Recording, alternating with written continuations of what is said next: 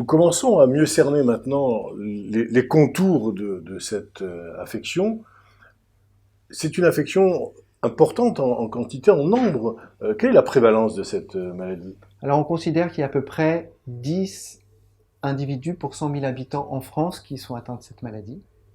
Mais ce qui est plus intéressant, comme vous avez vu, qu'elle peut arriver au cours de la vie, c'est d'imaginer et de faire une prévalence cumulée au cours de la vie et d'avoir l'idée qu'un Européen sur 100 sera atteint de cette maladie. On voit les taux d'incidence, c'est-à-dire les nouveaux cas par an, augmenter, et donc les prévalences finalement, qui est le reflet des nouveaux cas et des cas actuels, augmenter également en Europe, aux États-Unis.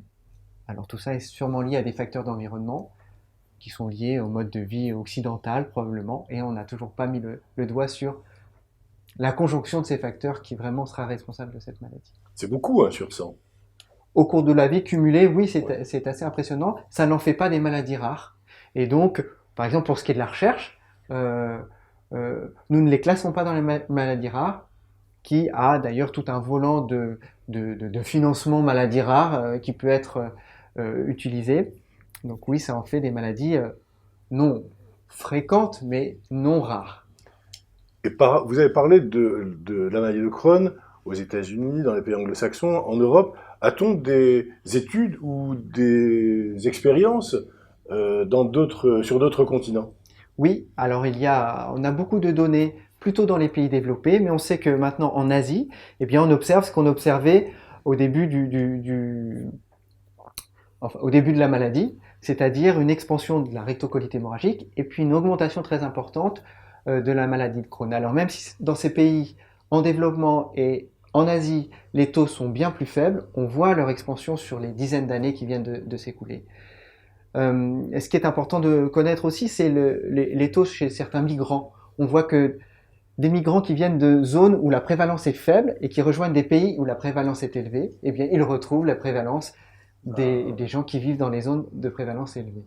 D'où ce facteur environnemental qui semble être important, en tout cas. Alors là, on voit que les facteurs d'environnement sont importants. Et si on prend le problème dans un autre sens, il y a un groupe euh, où cette maladie est toujours très prévalente. Chez les juifs, qu'ils soient ashkénazes ou séfarades, la prévalence est toujours plus élevée, donc quelle que soit la zone du pays, zone de faible prévalence ou de forte prévalence.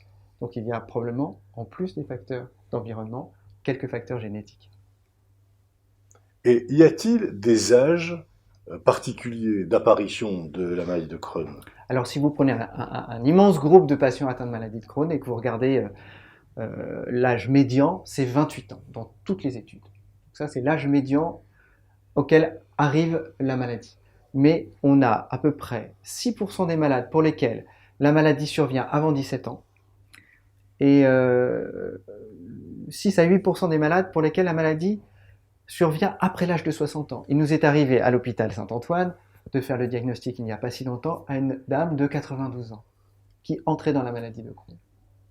C'est incroyable. Alors c'est embêtant pour cette dame âgée d'avoir les symptômes Ben digestifs, oui, mais aussi on peut dire aussi qu'elle a été préservée de cette maladie pendant de nombreuses années.